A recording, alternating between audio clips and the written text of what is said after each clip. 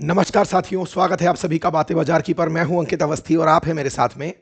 हाल ही के समय जिस तरह कमोडिटीज़ में सोना, चांदी इन सब ने हाई बना करके भारतीय बाजार को कहिए या विश्व बाजार को कहिए, जो टैरिफ की वजह से पीड़ित चल रहा था, स्टॉक मार्केट जिस तरह से एज एक्सपेक्टेड रिटर्न नहीं दे रहा था, सोना चांदी रिटर्न देने निकल पड़े थे। सोना चांदी के साथ साथ अब एक और धातु इस सीरीज में जुड़ चुकी है जिसका नाम है कॉपर। सोना चांदी ने तो बहुत जबरदस्त तरीके से रिटर्न दिया ही दिया, लेकिन ये अचानक कॉपर, तांबे को अचानक इतनी जबरदस्त चांदी कैसे सूझ गई, आज के सेशन में हम ये बताएंगे। आज हम बताएंगे कि कॉपर ने जो न्यू हाई टच किए हैं, इसके मायने क्या हैं। क्या ये इस तरह चांदी की तरह ही जबरदस्त रिटर्न भविष्य में देने जा रहा है? क्या कहते हैं विशेषज्ञ? कारण जानेंगे कि कॉपर के साथ ऐसा क्यों हुआ, और भविष्य की संभावनाओं पर जिक्र करेंगे कि क्या यह संभव है, किस तरह से दुनिया इसे देखती है, वर्ल्ड एजेंसीज कैसे देखती हैं, विशेषज्ञों की इस पर क्या राय है। लेकिन सबसे ज्यादा जरूरी जानना ये कारण है कि अल्टीमेटली क्या है असल मायने में $13,000 प्रति टन का भाव क्रॉस कर गई है। लगभग 45% से ऊपर का रिटर्न दे गई है वो एक साल के अंदर, 50% के आसपास का रिटर्न। कॉपर का रिटर्न जिस तरह से आया, तो कहीं ये तो वो वाली बात नहीं है जैसे हम क्रिप्टो के सेशंस में कह रहे होते हैं। आपको मालूम है ना, आजकल हमने क्रिप्टो सीरीज चलाई हुई है जिसका पूरा प्लेलिस्ट बनाया हुआ है, उसका लिंक कमेंट बॉक्स में पिन है, आप उसे जरूर देखिएगा। जैसे हम बताते हैं ना लॉट साइज के अंदर कि भाई चलो बिटकॉइन महंगा है तो लोग 0.001 BTC खरीदते हैं। अगर बोले लॉट साइज थोड़ा छोटा है तो मतलब दाम थोड़ा सस्ता है, जैसे इथेरियम का तो 0.01 BT इथेरियम खरीदते हैं। सोलाना का तो बोले थोड़ा और सस्ता भाव है तो पूरा एक लॉट के अंदर एक ही साइज खरीद लेते हैं। लेकिन लोगों को पैसा उतना ही खर्च करना है, बिल्कुल वैसे ही यहाँ हो रहा है। गोल्ड थोड़ा महंगा है तो चलो 10 ग्राम के भाव बताओ, चांदी थोड़ी सस्ती है बोले 1 किलोग्राम के भाव बताओ, कॉपर और थोड़ा सस्ता है तो बोले इसके तो आप 1 टन के भाव बताओ।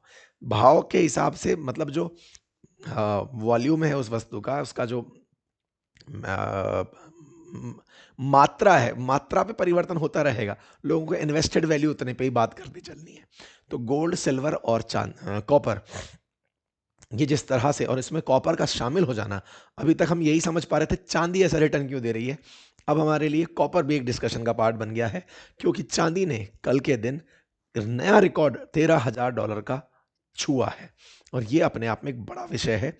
इसी के ऊपर आज हम चर्चा करने जा रहे हैं। और तो और मतलब ये 13,000 का बेंचमार्क क्रॉस करने के बाद भी रैली दिखा रही है, चलती चली जा रही है।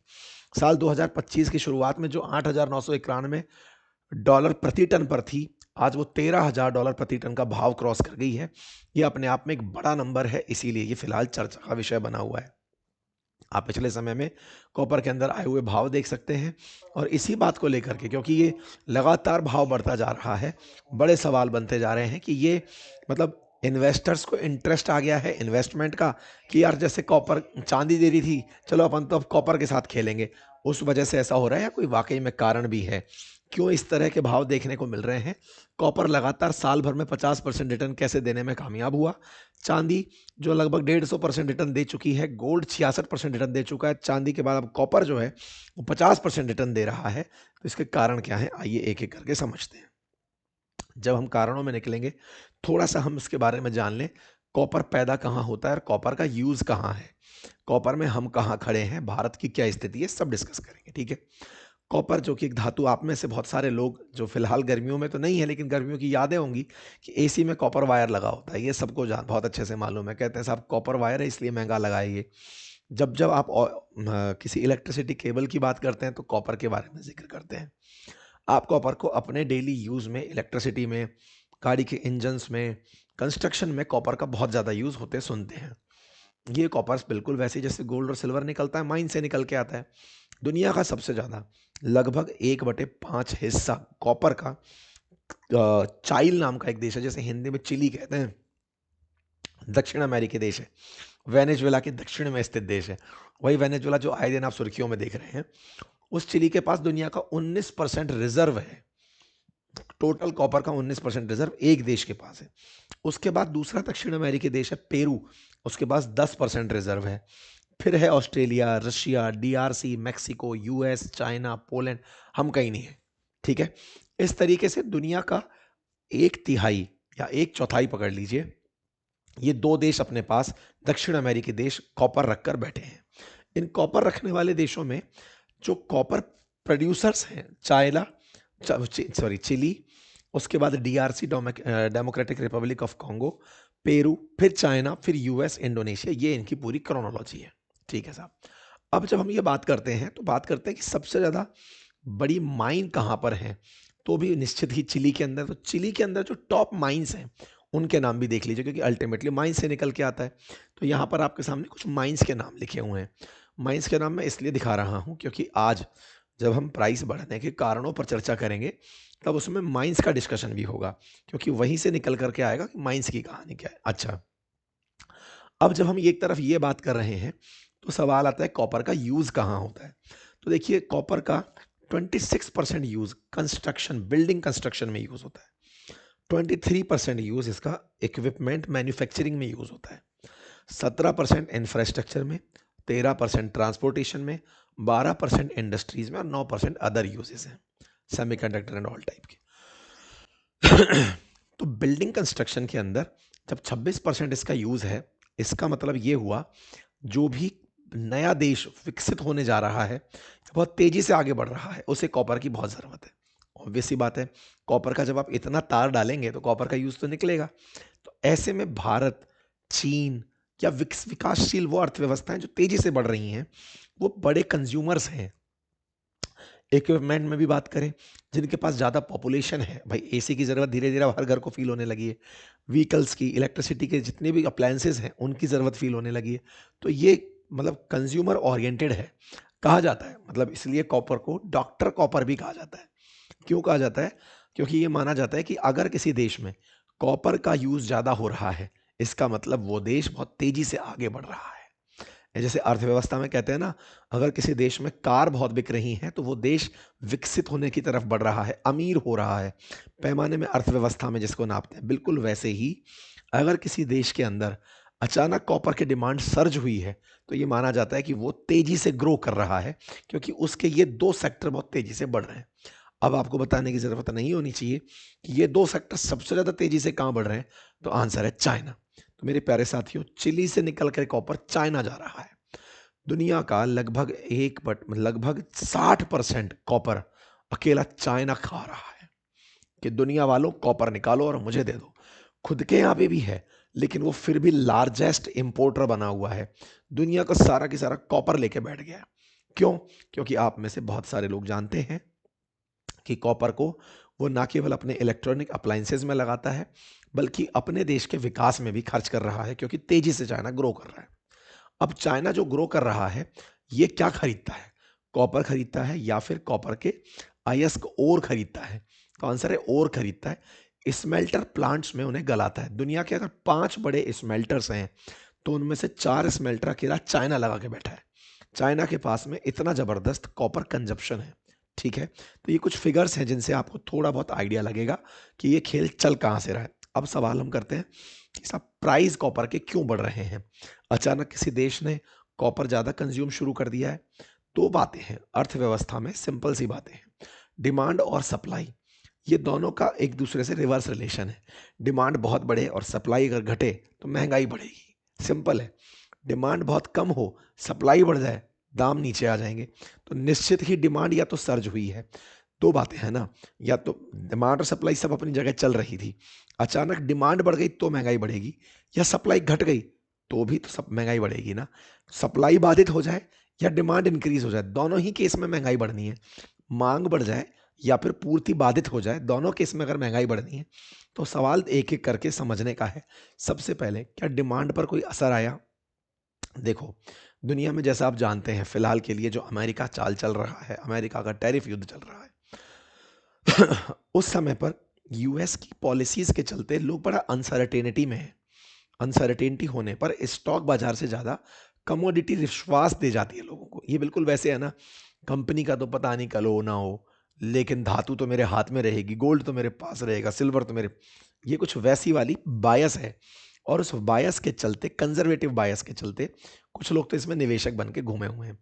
दूसरी तरफ क्या हो रहा है कि ग्लोबल अनसर्टेनिटी में जहां लोग गोल्ड और सिल्वर में पैसा लगा रहे थे, उन्हें लगा कि यार तांबा भी तो बिल्कुल वैसे ही चल रहा है, रिटर्न्स तो दे ही सकता है। तो इन्वेस्टर एटीट्यूड डेवलप हो गया, लोग इसमें निवेश करने पहुंच गए। तीसरा जो सबसे बड़ा कारण है वो है इनके निवेश के अंदर, मतलब कि जो सप्लाई है इनकी, वो बाधित हुई है। बाधित क्यों हुई है? जहां से निकल के कॉपर आ रहा था वहां पर या तो एनवायरमेंटल रेगुलेशंस आ गए, या फिर वहां पर कुछ ऑपरेशनल चैलेंजेस आ गए माइनिंग के अंदर। कैसे चैलेंजेस आ गए? ऑपरेशनल चैलेंजेस इस तरह से आ गए क्योंकि वहां पर फैक्ट्रियों में कुछ हादसे हो गए, मतलब माइंस में कुछ हादसे हो गए, या फिर श्रमिक हड़ताल पर चले गए। इस वजह से चिली का प्रोडक्शन बहुत प्रभावित हुआ। तो जब जब सप्लाई डिसरप्ट होती है ना, तो सप्लाई डिसरप्ट होने से ऑटोमेटिक डिमांड तो वहीं खड़ी है। तो इन सभी जगह पर, जैसे पेरू के अंदर क्या हुआ, पॉलिटिकल प्रोटेस्ट होने लगे, सेकंड लार्जेस्ट भंडार रखता है, प्रोटेस्ट होने लगे। डीआरसी के अंदर पॉलिटिकल इनस्टेबिलिटी आई। पनामा के अंदर सडन शटडाउन हुआ, मैसिव इनकी एक माइन का, बड़ी माइन थी जिसका नाम पनामा माइन था, कोबरे पनामा माइन, वो बंद हो गई।